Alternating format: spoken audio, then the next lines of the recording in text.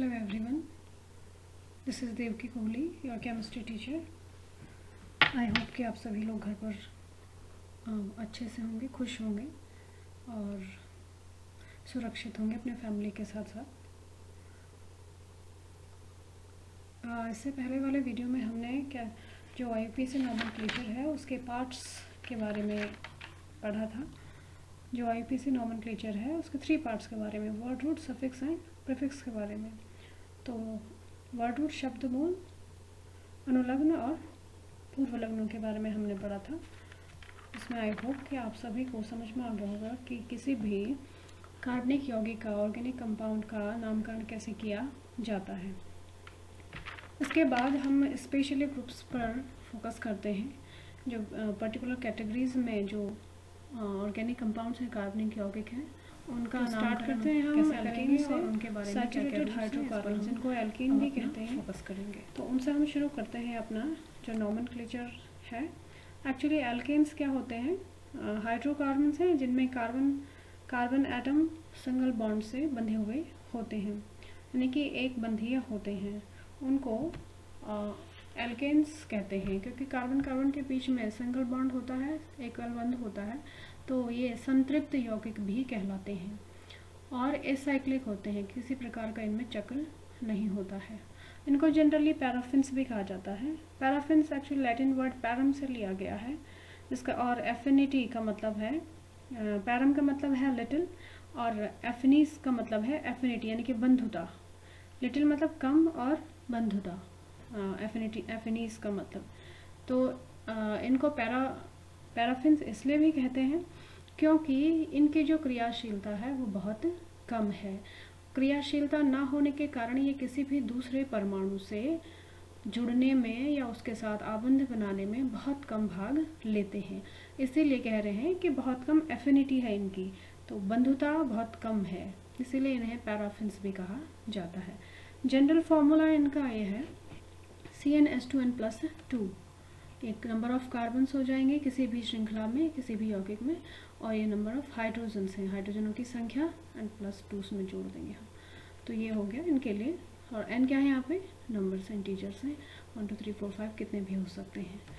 तो नाम कैसे लिखेंगे? वर्ड रूट प्लस अनुलग्न, प्राथमिक अनुलग्न है ये। तो वर्ड रूट हो गया आपका शब्द मूल और अनुलग्न एन, एल्केन हो जाएगा। अच्छा, एल्केन्स कितने प्रकार के होते हैं आपको पहले भी हम डिस्कस कर चुके थे, straight chain alkanes and branch chain alkane. Straight chain सीधी श्रृंखला वाले एल्केनों की बात करें तो जिनमें कार्बन की सीधी श्रृंखला होगी, किसी प्रकार की कोई शाखा नहीं निकली होगी और ना ही कोई वलय होगा। तो ये देखिए, ये 4 कार्बन की सीधी श्रृंखला है। वर्ड रूट है इसमें, 4 के लिए क्या आता है? ब्यूट। और अनुलग्न क्या हो जाएगा? प्राथमिक अनुलग्न एन, तो ये हो जाएगा ब्यूटेन। ये 6 कार्बन की चेन है और सीधी है, तो 1 2 3 4 5 6 है, तो उसके लिए हेक्स आता है शब्द मूल, और अनुलग्न आ जाएगा प्राथमिक अनुलग्न एन, तो ये हो गया हेक्सेन। यहाँ कुछ एग्जाम्पल हैं, देखिए सभी प्रकार के जो स्ट्रेट चेन कंपाउंड्स हैं एल्केन्स के। यहाँ पर CH4, दिस इज मीथेन, इसका कॉमन नेम भी मीथेन है और IUPAC नेम भी मीथेन है क्योंकि एक कार्बन के लिए मिथ आता है और अनुलग्न है एन, तो मीथेन। 2 कार्बन के लिए इथ अनुलग्न होगा और एन अनुलग्न आ जाएगा, इथ वर्ड रूट और एन अनुलग्न इथेन। 3 कार्बन के लिए prop, then ane, propane. 4 butane, pentane, then hexane, heptane और octane, nonane and decane. Decane के बाद 11 के लिए अनडेक आता है और 12 के लिए डोडेक आता है। यहाँ पे ये एक्चुअली 20 कार्बन की चेन है, ये 18 है और 18 19 और 20 कार्बन की सीधी श्रृंखला है, इसलिए इसका नाम आइसोसेन है। ये 30 कार्बन की श्रृंखला है, इसका नाम है ट्राइएकोएकोन्टेन। तो इस प्रकार से क्या हो जाएगा? नंबर ऑफ कार्बन्स के लिए शब्द मूल आएगा, जितने भी कार्बन का, 1 के लिए मिथ, 2 के लिए इथ, 3 के लिए प्रोप और प्लस प्राथमिक अनुलग्न आता है। इस प्रकार से हम इनका नामकरण करते हैं। उसके बाद ब्रांच्ड चेन एल्केन्स, शाखित एल्केनों के बारे में हम बात करेंगे। तो शाखित एल्केनों का जो नामकरण होता है, शाखित एल्केनों के कुछ एग्जांपल्स यहाँ पहले देख लीजिए आप, इनके रूल्स हम थोड़ा बाद में पढ़ेंगे क्योंकि ब्रांच चेन एल्केन्स के लिए काफ़ी नियम है अलग अलग प्रकार के, वहाँ पे बहुत सारे हमको पढ़ने होंगे। तो फिलहाल इनके एग्जांपल्स देख लीजिए। देखिए यह है 2-मिथाइल प्रोपेन, 2-मिथाइल प्रोपेन दूसरे नंबर पर क्या है, एक मिथाइल ग्रुप है और सीधी श्रृंखला ये है इसकी। तो ये 2-मिथाइल दूसरे नंबर पर मिथाइल ग्रुप है और 3 कार्बन की सीधी श्रृंखला है, तो ये हो जाएगा प्रोपेन। कॉमन नेम इसका आइसोब्यूटेन है, आइसोब्यूटेन। आइसो कब लिखते हैं अभी हम बात करते हैं। इसके बाद देखिए 4 कार्बन की सीधी श्रृंखला है और ये दूसरे नंबर के कार्बन पर क्या है, एक मिथाइल ग्रुप है, तो ये हो जाएगा 2-मिथाइल ब्यूटेन, ब्यूटेन फॉर 4 कार्बन्स और सिंगल बॉन्ड है इसलिए अनुलग्न एन। और दूसरे नंबर पर क्या है, मिथाइल ग्रुप है, तो पहले प्रतिस्थापियों का नाम लिखा जाता है, 2-मिथाइल ब्यूटेन हो जाएगा इसका नाम। पहले हम इसका नाम नहीं लिखेंगे सीधे, सबसे पहले जो आपको याद होगा कि हमने क्या लिखा था, प्राथमिक जो आपके प्रीफिक्स थे, प्राइमरी प्रीफिक्स थे, पूर्व लग्न, प्राथमिक पूर्व लग्न जो थे उनका नाम लिखा जाता है, क्योंकि ये कोई समूह नहीं होते हैं इसलिए इनको पहले लिखा जाता है और इनकी स्थितियों को इनसे पहले लिखा जाता है। तो दूसरे नंबर के कार्बन पर है तो 2 आ जाएगा। कौन सा समूह है, मिथाइल समूह है। कितने कार्बन की सीधी श्रृंखला है, 4 कार्बन की संख्या है, तो ब्यूट आ जाएगा और सिंगल बॉन्डेड है तो एन हो जाएगा। सो 2-मिथाइल ब्यूटेन इसका नाम हो जाएगा। इसको आइसोपेंटेन भी कहा जाता है। उसी प्रकार से ये एग्जाम्पल है, देखें 1 2 3 4 5 कार्बन की चेन है, सीधी श्रृंखला 5 कार्बन की है और दूसरे नंबर के कार्बन पर क्या है, एक मिथाइल समूह जुड़ा हुआ है। ये मुख्य कार्बन श्रृंखला का हिस्सा नहीं है, ध्यान रखिएगा, एक शाखा है। तो दूसरे नंबर पे है इसलिए 2। और कौन सा समूह है, मिथाइल। कार्बन श्रृंखला कितने की है, 5 की, तो आ जाएगा पेंट। और सिंगल बॉन्डेड है तो क्या हो जाएगा, एल्केन है तो एन आ जाएगा। ये हो जाएगा 2-मिथाइल पेंटेन। उसके बाद यहाँ देखिए इसको आइसोहेक्सेन भी कहते हैं। ये 3 कार्बन की सीधी श्रृंखला है, इसको ऐसे भी गिना जा सकता है, 3 कार्बन ऊपर से नीचे, ये ऐसे भी गिन सकते हैं। फिलहाल हम ऐसे ही गिनते हैं, 1 2 3। तो दूसरे नंबर पे कार्बन पर क्या है, 2 मिथाइल ग्रुप, एक ऊपर और एक नीचे, क्योंकि उसी कार्बन पर है इसलिए हम कैसे लिखेंगे, 2 and 2। दूसरे नंबर पे ही है ना ये भी और ये भी, तो उसको लिखेंगे 2 2। कौन सा समूह है, मिथाइल। कितने हैं, 2, तो 2 के लिए क्या आएगा, डाई। डाई पहले लिखेंगे। मिथाइल 2 मिथाइल ग्रुप है तो मिथाइल आएगा और 1 2 3 कार्बन के लिए प्रोप आता है, प्रोप एन। ये हो जाएगा 2-मिथाइल 2 डाई मिथाइल प्रोपेन। इसको नियोपेंटेन भी कहते हैं। अच्छा, आइसो और नियो प्रीफिक्स कब लगता है, कब ऐसे पूर्व लग्न लगेंगे, आइसो हम कब यूज़ करते हैं। एक्चुअली आइसो और नियो आईयूपीएसी नेमिंग का हिस्सा नहीं है, ये common system, common naming system में इसको यूज़ किया जाता है। तो जब भी आइसो और नियो आए तो आप इस बात का ध्यान रखें कि ये आईयूपीएसी नामकरण नहीं है। ये जो साधारण नामकरण होता है, ट्राइवियल नेमिंग सिस्टम जो होता है, उसमें ऐसा लिखा जाएगा, इसीलिए इसको ब्रैकेट में लिखा है अलग से। ये आईयूपीएसी नेम है ऊपर और ब्रैकेट वाले कॉमन नेम्स हैं। तो आइसो कब लगेंगे, एक्चुअली जब जो सेकंड कार्बन होता है किसी कार्बन श्रृंखला में, ये देखिए कार्बन श्रृंखला है ये, तो दूसरे नंबर के कार्बन पे यदि कोई मिथाइल ग्रुप लगा है तो वो कार्बन आइसो कार्बन होता है।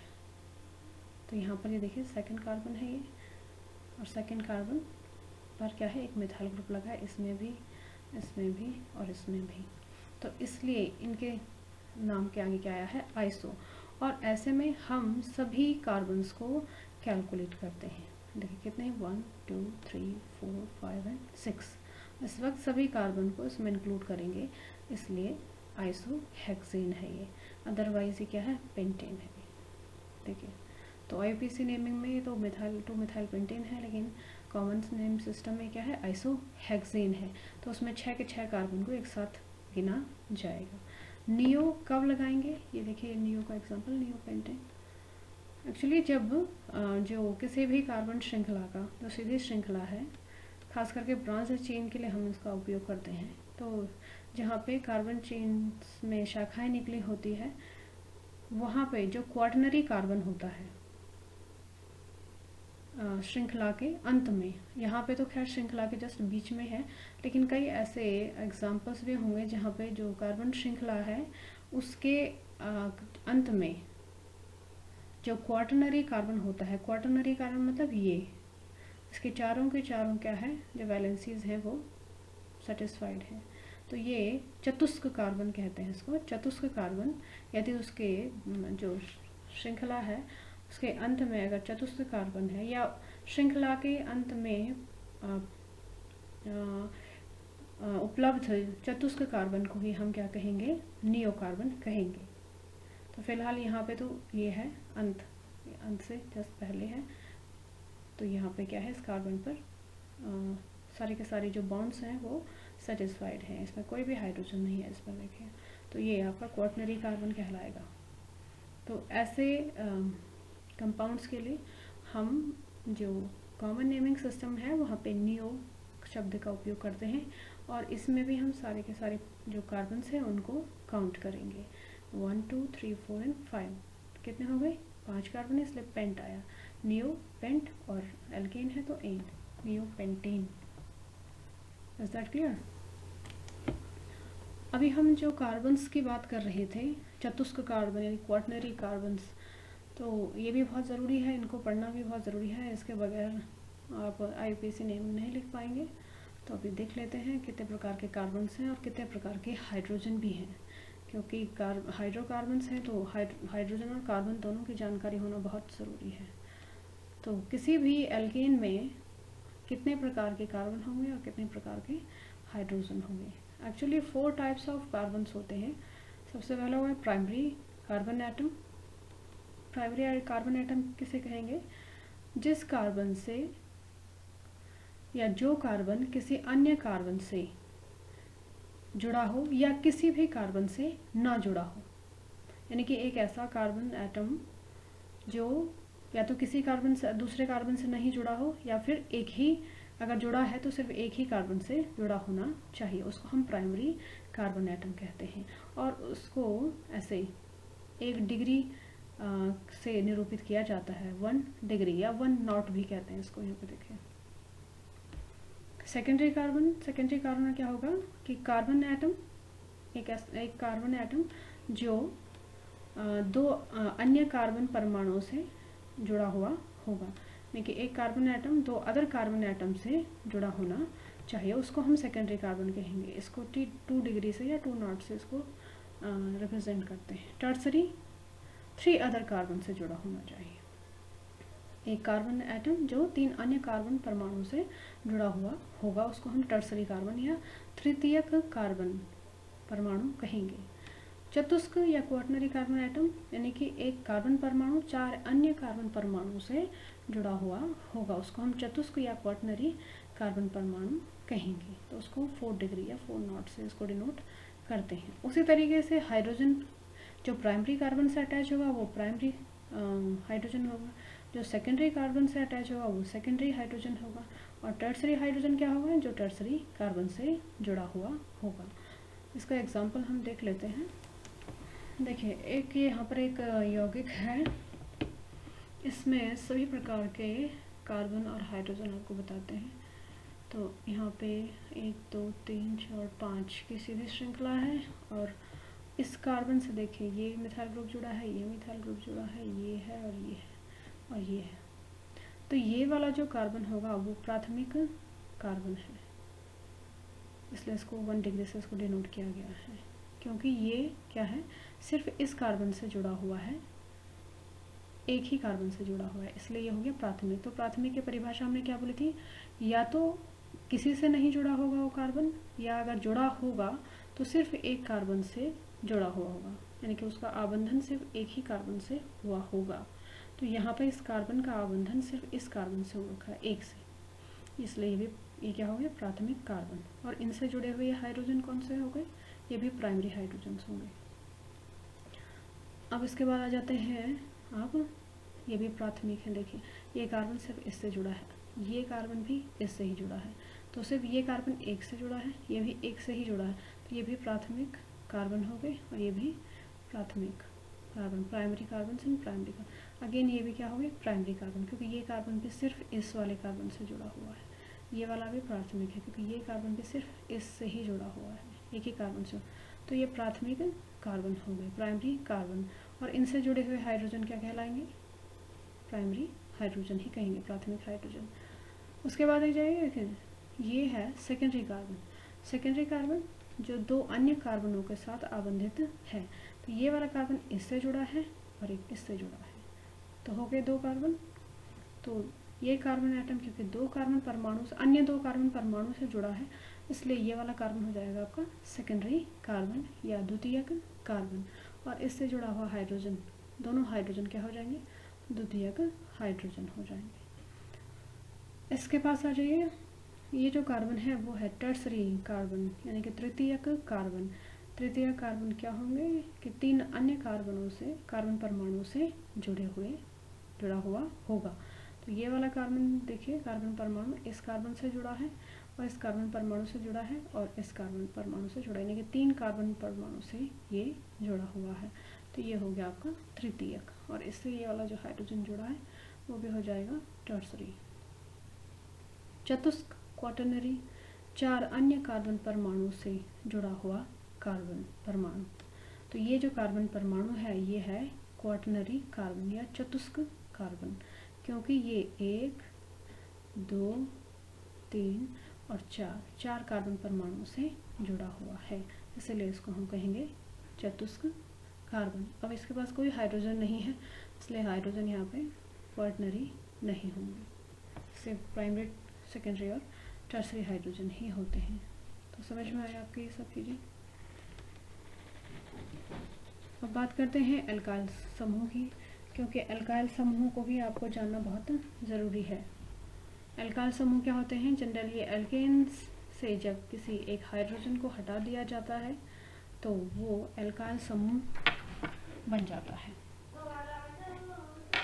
उसका जो जनरल फॉर्मूला है, सामान्य जो आपका सूत्र कहते हैं, वो इस प्रकार से होगा CnH2n+1। एल्केन का क्या था, CnH2n+2, ठीक है ना। लेकिन यहाँ पर क्या है, एक हाइड्रोजन चला गया है तो ये हो जाएगा CnH2n+1। और n क्या है यहाँ पे, नंबर ऑफ, ये इंटीजर्स हैं तो ये 1 2 3 4 कितने भी हो सकते हैं, नंबर ऑफ हाइड्रोजन की बात हो रही है। नाउ एल्केन तो हम वर्ड रूट प्लस एन लगा देते हैं, और एल्काइल के लिए क्या हो जाएगा, एल्केन का जो है एन हटा करके आइल लगाएंगे, तो एल्केन का ALK प्लस YL एल्काइल हो जाएगा, है ना। जैसे मीथेन से मिथाइल और एथेन से एथाइल। इस वाले में देखिए कुछ एग्जांपल्स हैं, देखें ये मीथेन है, मीथेन से एक हाइड्रोजन चला गया है तो CH4 के बजाय CH3 और एक बॉन्ड हो गया, रह गया है यहाँ पर, तो इसको कहेंगे मिथाइल। मीथेन से मिथाइल और इथेन से एथाइल। यहाँ से सिर्फ प्राइमरी हाइड्रोजन गया, ध्यान रखिएगा, इसमें भी प्राइमरी हाइड्रोजन है और इसमें भी प्राइमरी हाइड्रोजन ही है, तो यहाँ से यह भी जाएगा, ये भी जाएगा तो ये भी प्राइमरी होगा, इधर से भी जाएगा तो भी प्राइमरी होगा। तो सिंपली बन सकता है इसमें मिथाइल और इसमें बन सकता है एथाइल। नाउ प्रोपेन में दो कंडीशंस हो सकती हैं, ये प्राइमरी है, ये भी प्राइमरी है, लेकिन ये क्या है, सेकेंडरी हाइड्रोजन है, तो दोनों ही रिप्लेसेबल हैं। कोई भी बाहर से आने वाला जो रिएजेंट होगा वो यहाँ पे भी अटैक कर सकता है और यहाँ पे भी अटैक कर सकता है।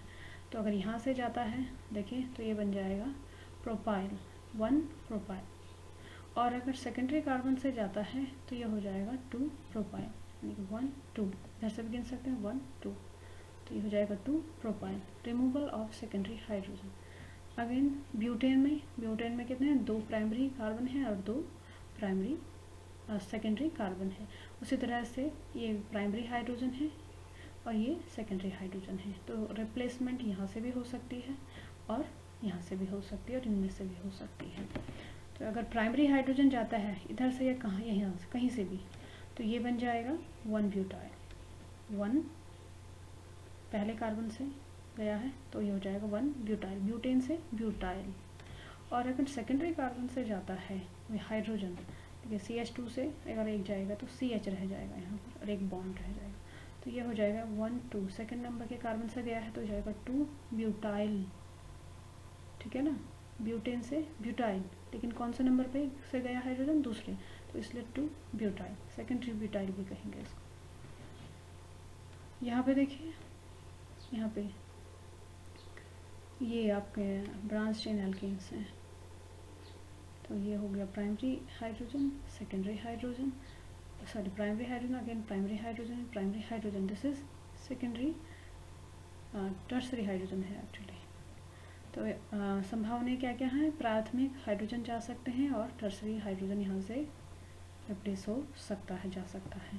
तो यदि प्राइमरी हाइड्रोजन जाता है तो ये बन जाएगा 2 मिथाइल, है ना, यहाँ पे ये तो ऐसे रहेगा 2 मिथाइल, दूसरे नंबर में मिथाइल समूह है और हाइड्रोजन यहाँ से गया है, तो 2 मिथाइल 1 प्रोपाइल, 2 मिथाइल, दूसरे नंबर में मिथाइल ग्रुप है, और ये हो गया यहाँ से एक हाइड्रोजन गया, पहले नंबर से गया हाइड्रोजन, तो ये हो जाएगा 2 मिथाइल और 1 प्रोपाइल, 1 2 3, ये सीधी चेन प्रोपाइल की है, प्रोपेन 3 कार्बन की है इसलिए प्रोपाइल बोल रहा है।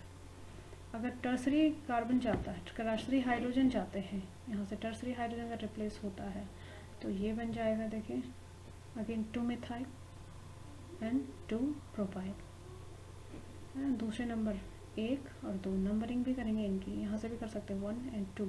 तो दूसरे नंबर से हाइड्रोजन जा रहा है, यहाँ किससे जा रहा था, पहले नंबर से, तो क्या हो जाएगा 1 प्रोपाइल, सीधी श्रृंखला कितनी की है, 3 कार्बन की, तो दूसरे नंबर पे तो मिथाइल समूह है तो प्रतिस्थापी है, तो ये 2 मिथाइल प्रतिस्थापियों का, यानी कि प्राथमिक पूर्व लग्न है ये, द्वितीयक पूर्व लग्न सॉरी, और ये हो गया आपके 1 प्रोपाइल, प्रोपेन था तो प्रोपेन से एक हाइड्रोजन गया, प्रोपाइल हो गया और पहले नंबर से गया। यहाँ पे टर्सरी हाइड्रोजन कहाँ पे था, सेकंड नंबर पे, सेकंड नंबर से गया है तो 2 प्रोपाइल हो जाएगा, क्योंकि मुख्य कार्बन श्रृंखला 3 कार्बनों की ही है। सो 2 मिथाइल 2 प्रोपाइल, इसको टर्सरी ब्यूटाइल भी कहते हैं। तो आप इस वीडियो में फ़िलहाल इतना ही करते हैं। आई होप कि आपको स्ट्रेट चेन कंपाउंड्स और एल्कीन्स का जो सामान्य सूत्र है वो लिखना आना चाहिए, आता है कई बार एग्ज़ाम में। आइसो कब लगाएंगे और नियो कब लगाएंगे, पूर्व लग्न, इसके बारे में पता होना चाहिए। कार्बन कितने प्रकार के होते हैं और किसको हम प्राइमरी कार्बन कहेंगे और किसको सेकेंडरी, किसको टर्सरी और किसको क्वाaternary कार्बन कहेंगे, ये भी पता होना चाहिए। अच्छा, एल्काइल ग्रुप्स क्या होते हैं और कितने प्रकार के बन सकते हैं, ये भी पता होना चाहिए, है ना। एल्काइल से मिथाइल और इथाइल, प्रोपाइल, ब्यूटाइल, पेंटाइल, ये सब पता होने चाहिए। तो आई होप कि मैं आपसे उम्मीद भी करती हूँ कि आपको ये समझ में आ गया, नहीं भी समझ में आया हो तो आप फिर से इस वीडियो को देखें, बार बार देखें और अपने डाउट्स को क्लियर करें, और नहीं आ गए तो आप नेक्स्ट वीडियो में मुझसे कुछ क्वेश्चंस पूछ सकते हैं। तब तक के लिए thank you very much, stay home and stay safe, thank you very much.